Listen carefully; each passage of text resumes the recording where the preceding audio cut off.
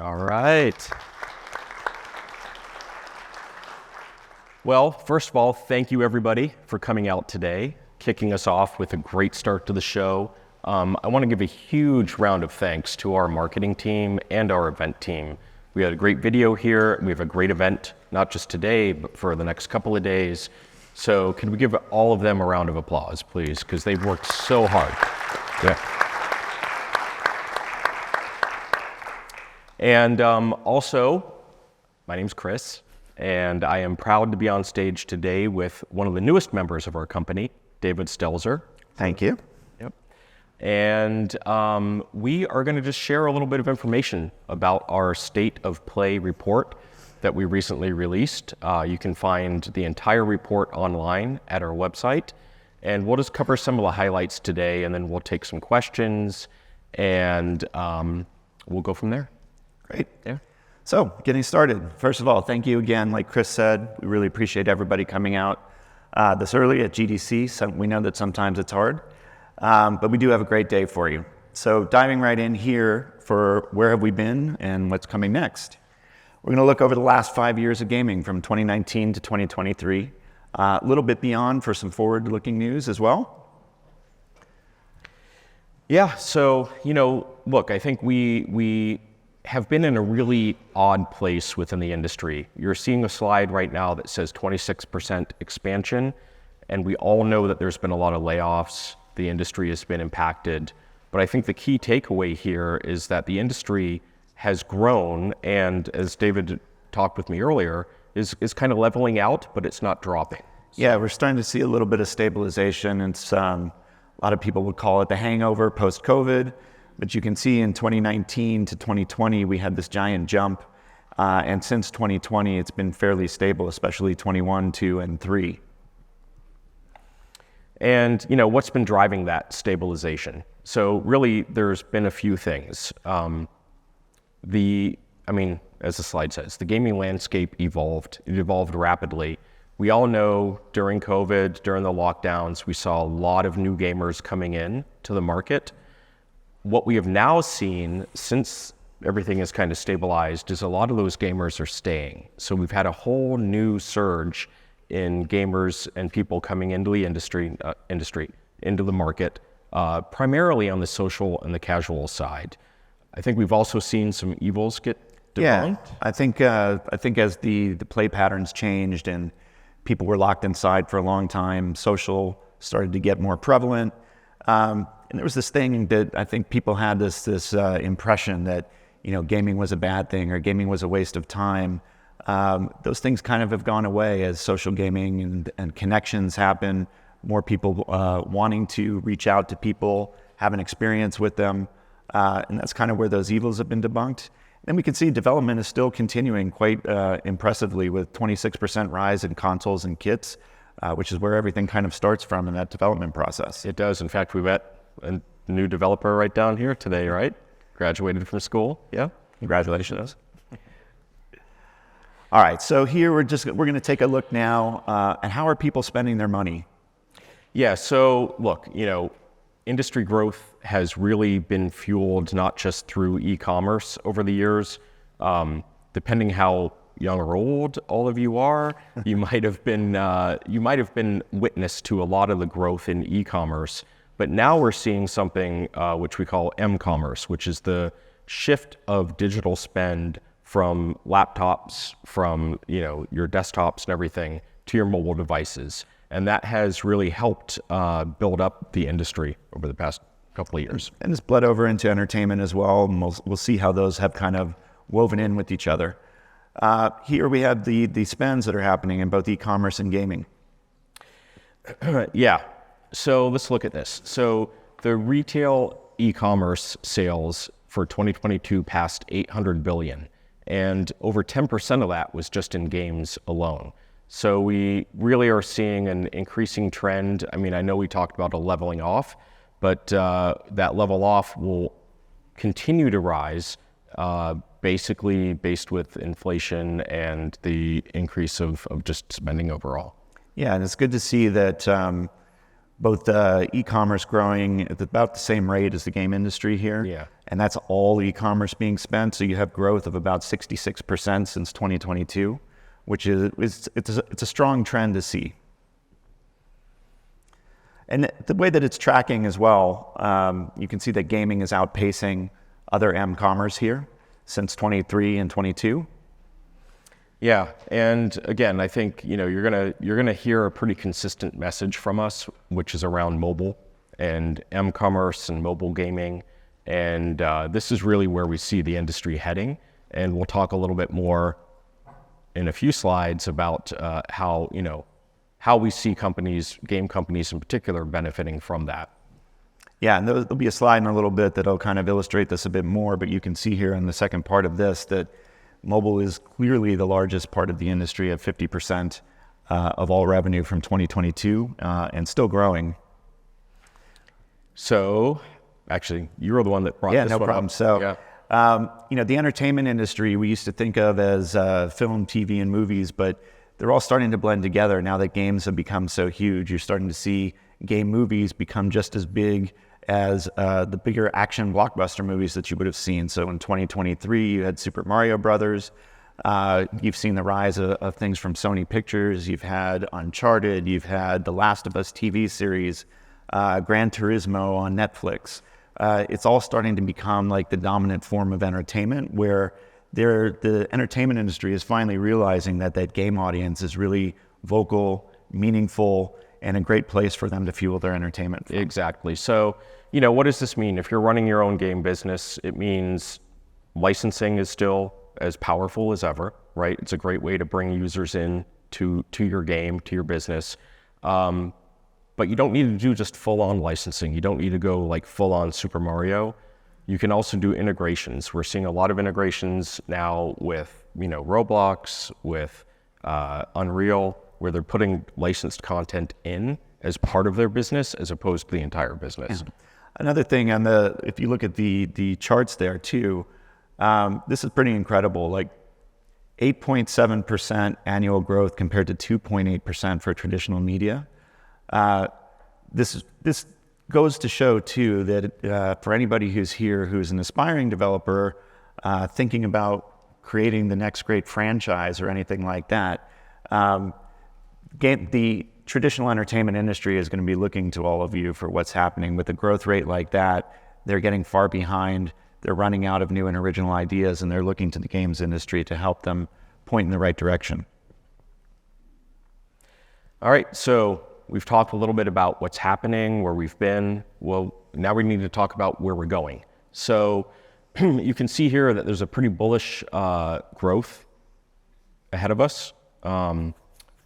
Around next-gen consoles, mobile, as we've talked about, AI, machine learning, and continuing to see a rise in the players that are out there. And I can't restate how important that is. We have more people than ever who are identifying as gamers, and that is really, really strong for our industry. And if you think of these people are playing games now, and it's becoming more of a lifestyle than something that was hidden away. And the social element, allowing everybody to connect and express themselves, is something that we see is very, very important to growing your business. Yeah, and with player numbers growing up to 1.66 billion as game makers, I think it's really important to figure out how you're going to reach as many of those players as possible. You're going to hear a lot of different things today about how to do that, about how to be what we call direct to consumer. Especially here with mobile users surging at 100 million. Web shops are going to become an important topic. You'll hear a lot about those today as well.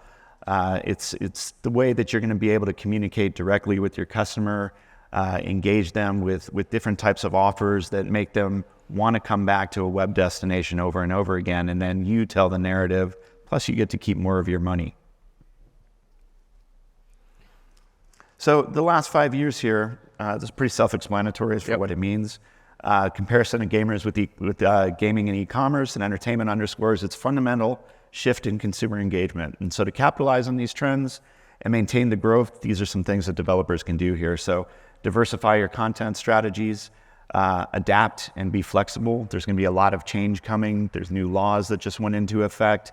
Staying on top of the different ways that gamers want to play and engage is going to be important. Integrate tech and innovation. As we said, there's a lot to be done here with AI and ML.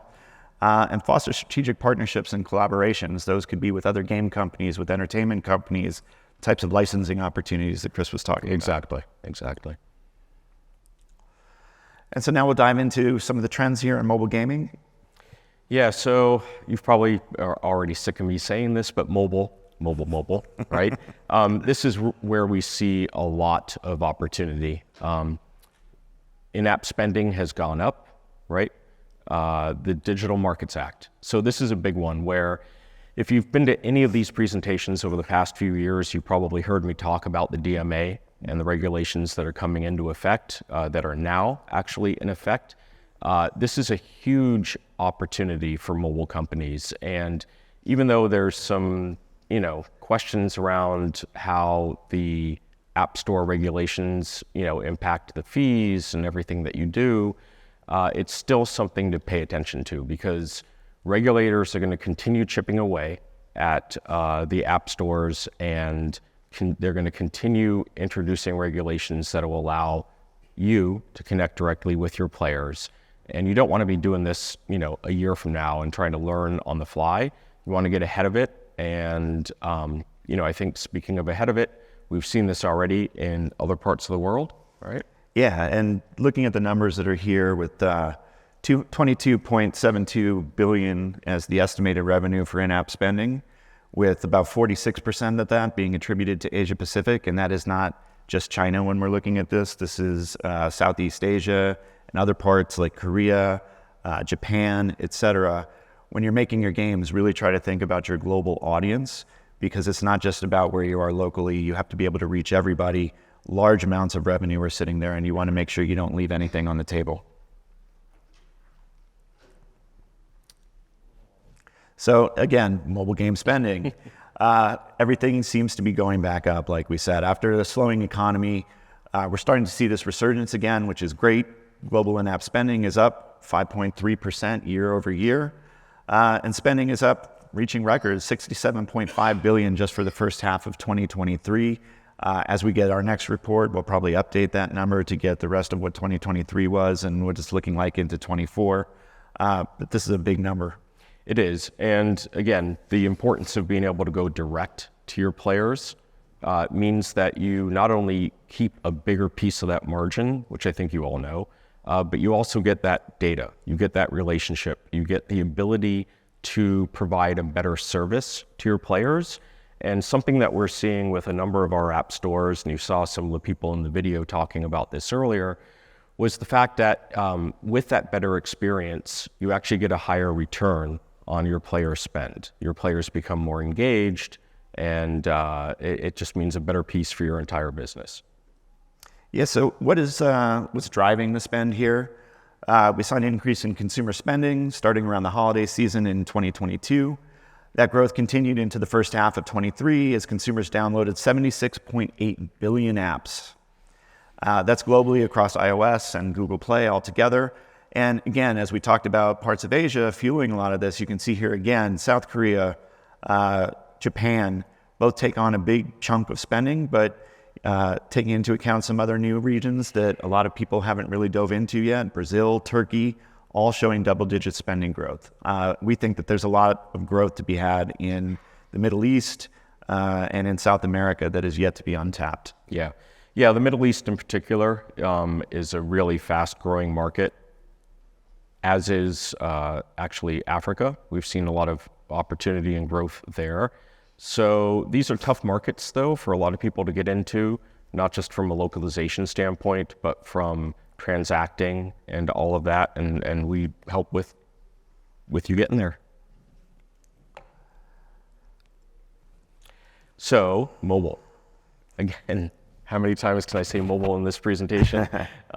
So look, this mobile really is where you want to be. The majority of people are now on their devices. It's their primary point of contact for where they play games, RPGs, we all know Match 3, Party, Casino. These are all genres that are ahead of the curve when it comes to mobile spending.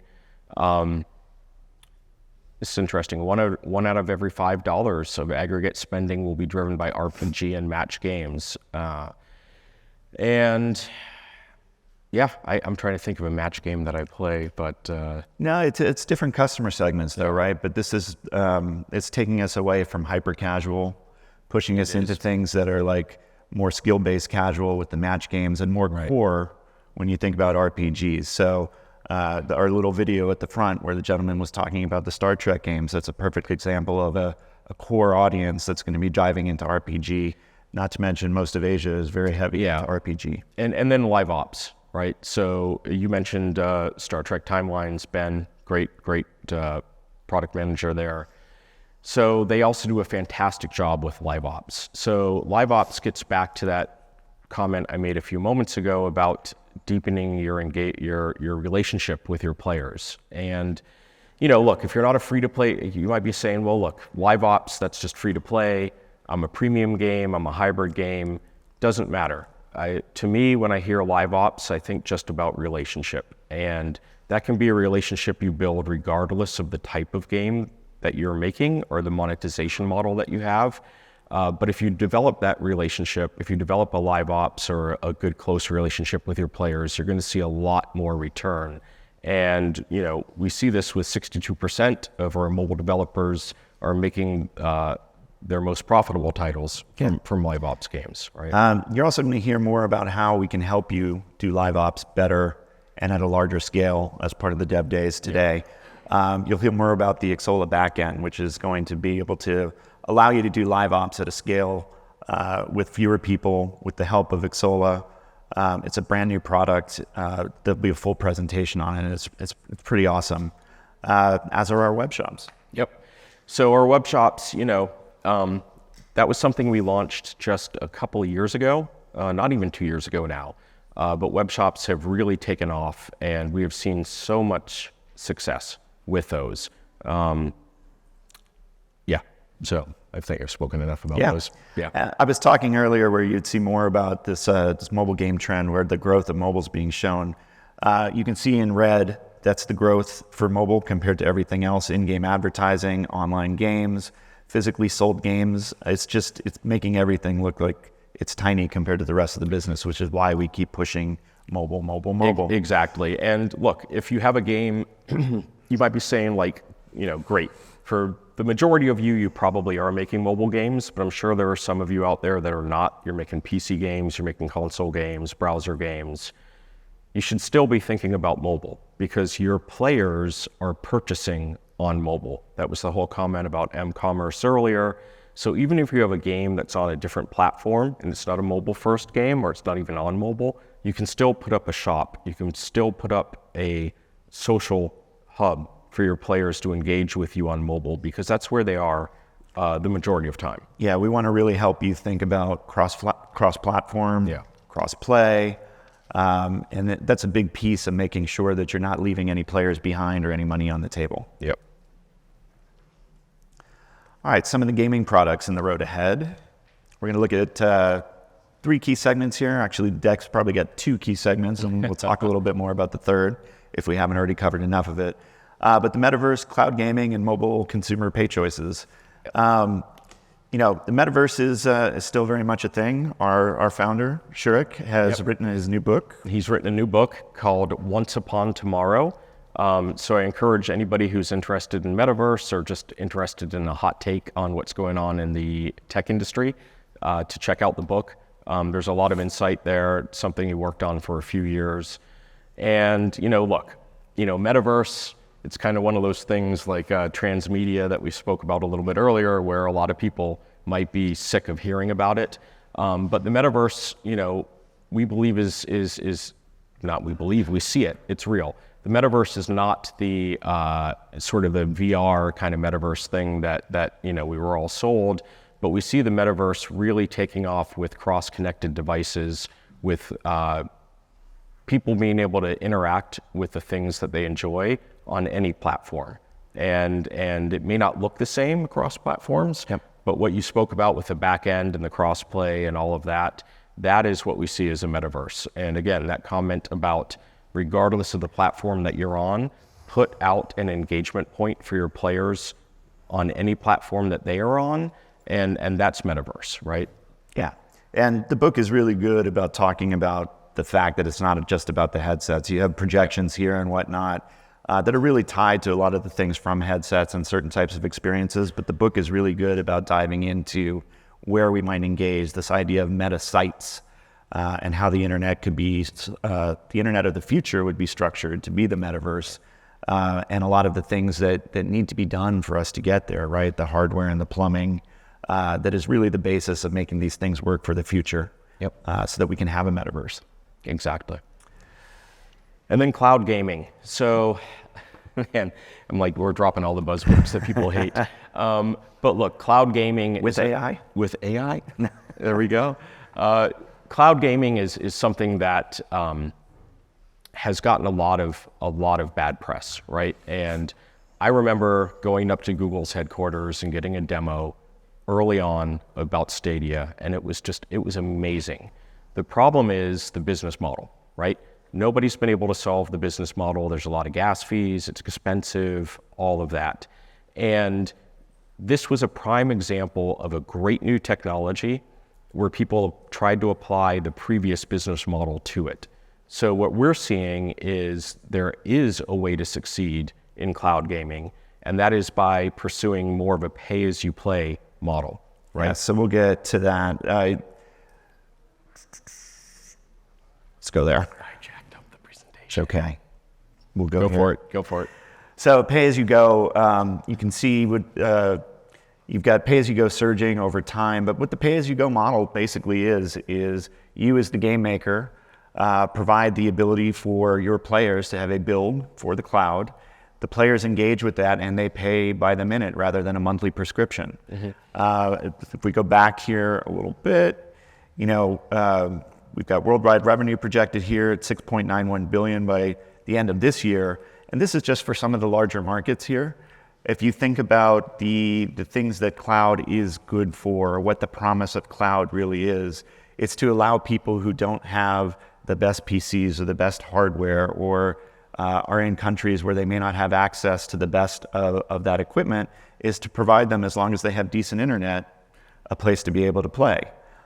So you'll see it probably led by these countries which have the better infrastructure set up. Yep.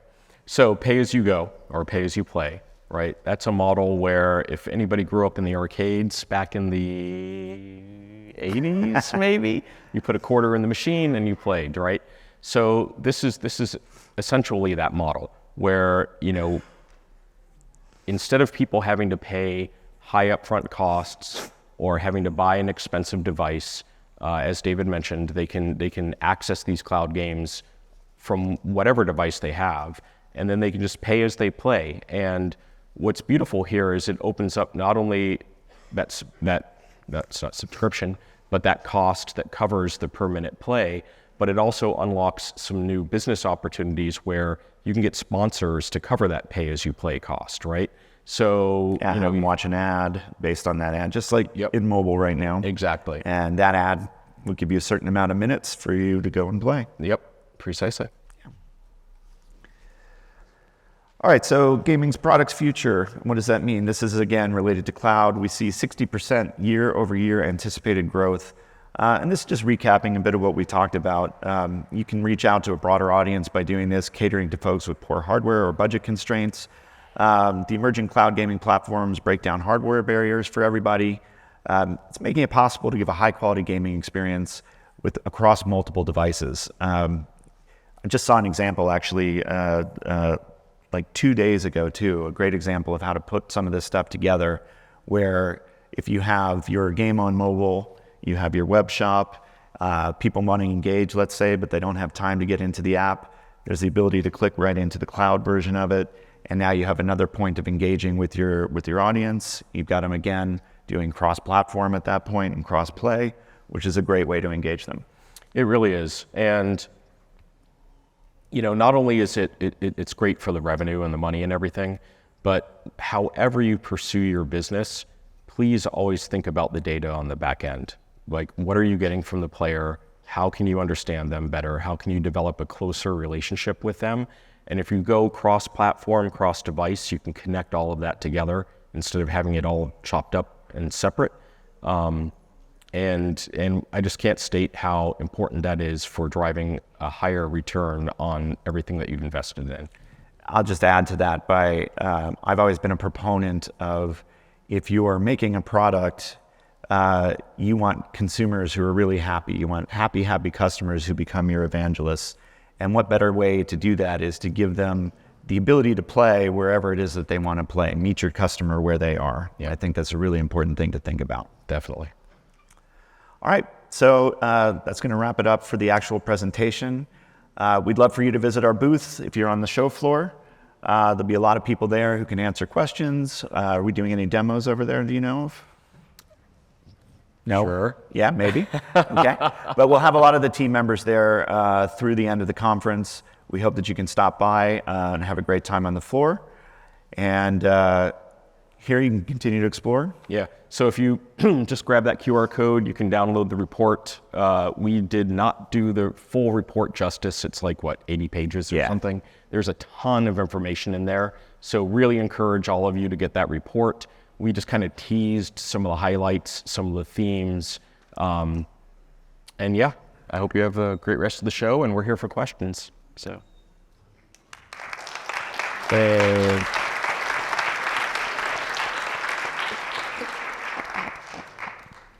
If anybody does have questions, there is a mic at the front. If you could make your way there, that'd be great. Oh, and we were asked too, if there's anybody leaving before the questions are done, like make sure that you fill out your survey for this. It helps for the data and helps them to make a better experience year over year. Exactly. And so if you see people around with pink shirts that say GDC, they can also help you throughout the entire week. They're another part of the great team. Yeah. Yep. Questions? You mind coming up to the microphone here? The wallet. Yeah, you might hear a little bit more about the wallet you guys launched at the show this year. Do you want to take that? Go ahead. So look, it's not officially launched yet, Yeah. so I don't want to go into too much detail as why we're waffling back and forth. Yep. There will be a wallet product coming. It's going to be a very powerful tool for the developers and for the users to basically have access to all of their currencies in one place, virtual currency from games, fiat currency, etc. But there'll be more details on that to come.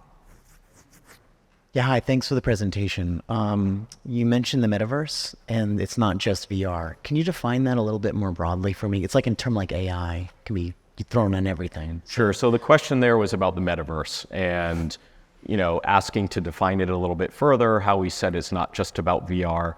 So from our perspective, the Metaverse really is about just an interconnected, redundant network of devices that are all plugged in together so that your experience on one device carries over to another, even though it may, on the front end, right, look different, and the way that you're engaging may be different. On the back end, it's all connected and it's all plugged in together. And then we think there's a further evolution of it where you can basically help other products connect together, right? So that as a player, right? So a lot of people think of Metaverse from just kind of a company first or product first approach. But again, a lot of what we do is thinking about things from a player perspective. So as a player, as a consumer, you want a connected, seamless experience across everything, right? Not just devices, but across products. And that's kind of what we're talking about with Metaverse and providing that. Does that make sense? Okay. You mentioned pay as you play. Do you have like a little example of like a cost on that, on how that looks for someone who doesn't have that financial means of that, how long they'd have to play or what that looks like? So I don't have hard data on that. The numbers that we've talked about internally are anywhere from maybe 10 to 20 cents, per minute.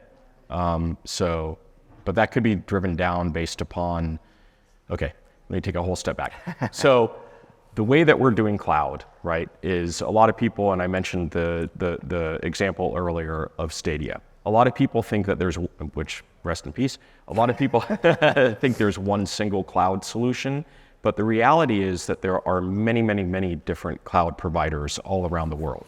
So part of what we do is, as a player, on the front end, there's just a single login. On the back end, we look for the best cloud provider for you at the lowest cost, right? And then it's up to our partners to set that fee, right? And the partners could set it to either profit, break even, Loss money, leader to push people. right? Whatever it might be. So one of the good use cases that we're seeing come up, I'm just kind of looking around right now. Okay, so one of the requests that we get a lot is from mobile partners that we work with. And we do these great web shops. You heard us talk about web shops. You saw Ben doing his little thing on the video about web shops.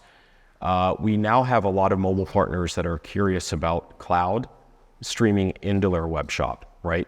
Because if anybody knows, and this is why I'm looking around the room, if anybody knows the App Store regulations, with the anti-steering and with all of that, if you have a playable version of the game on your web shop, then you get around it. Full disclosure, check with your own legal team about this, right? I'm not giving legal advice, but that is a way to provide a playable experience online, which is separate than just a store online.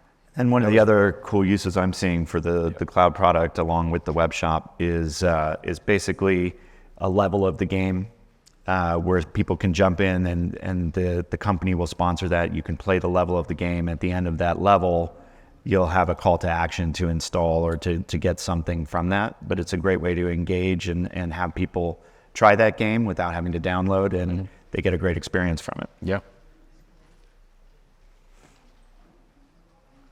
Can you also hold up the book so I can take a picture of it? So it's called Once Upon Tomorrow, and Shurik Agapitov, Agapitov, right? Thank you. You're welcome. So I just wanted to clarify a point you had asked. You said about 10 to 20 cents a minute. On the low end of that, let's say you just play 3 hours a day. I was just doing some quick math, but like you could go up to like $18 to $20 a day if you play just 3 hours. Yeah. Where do you find that cheaper, or have you done internal research on the average amount of time someone might spend playing a game? Yeah, so we don't have average time, but the cost does go down depending on the fidelity of the game, right? Can you define what you mean by fidelity? So I play a game called Apex Legends, high fidelity, a lot of, data being sent back and forth. A low fidelity game would be more of maybe one of those match games, a puzzle game, something like that. Or, it's literally what I mean by fidelity, the quality of the graphics and the quality of the data being sent back and forth. Sorry, just to further that, on a high fidelity game, how do you see that being profitable for someone who can't necessarily afford a high-end PC gaming rig? But I feel like if you wait just a certain amount of time, you'd probably make that money back. That's probably where you'd want like the sponsorship that we were talking about. So if Chris were playing Apex Legends, Apex has a large player base. EA may want to cross-promote some of their other games, right? So they may give you a slew of trailers to watch or something to engage with. And if you do that, maybe you get an hour of free play in that game, something to that extent. Or you could partner up with like a local telecom, for instance, that's always looking to get, more people on their devices. They spend a lot. They're always looking for games. Yeah. Makes sense. Thank you. Yep.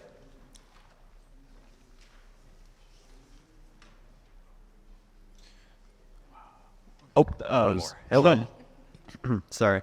So when you're talking about pay to play and like you're comparing them to arcades, do you see most like pay to play as like specific games that are already out, the ones like we can spend 10, 20 hours, or do you see games being specifically made for those pay per minutes, like back in arcades with lives where, you're spending a specific amount of time, which are much shorter than what we do today? I don't know that we would see stuff made specific to that. It's just the way we look at it, I think, is just another place or another way to engage the customer. I think that would be limiting to say we're just going to make the game for a cloud service that's not available anywhere else, or that's the key that it's going to be an experience per pay per minute. It almost becomes maybe if you were doing an advert game or something like that, maybe there's a way to look at that. But I think the metrics of it wouldn't work for making money back on a game like that. It would be difficult to do it just through that platform, I think.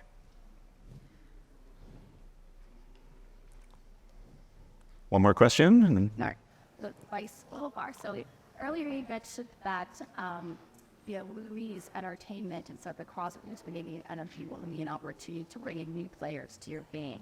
Have you done research to understand sort of the consumer journey if the entertainment is bringing old players of that franchise, for example, into the game, or how many people are actually moving from seeing the movie first as the introduction and then moving into the game, like what volume is that?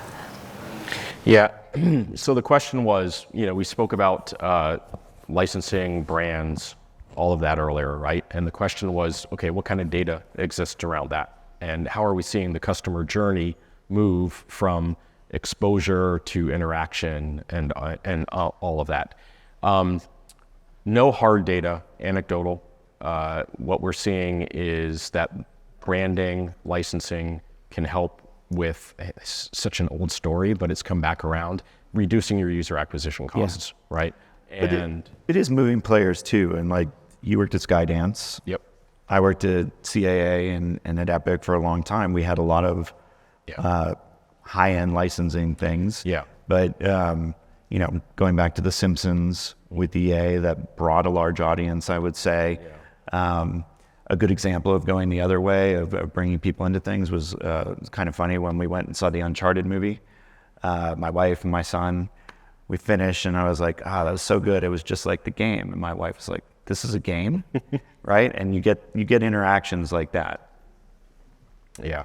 So apologies, I don't have like a firm data point to share with you, other than, like we said, it's anecdotal, but it's real. And, prior to Skydance, I also worked at DreamWorks, and I was on the other side of licensing, where I got checks from everybody.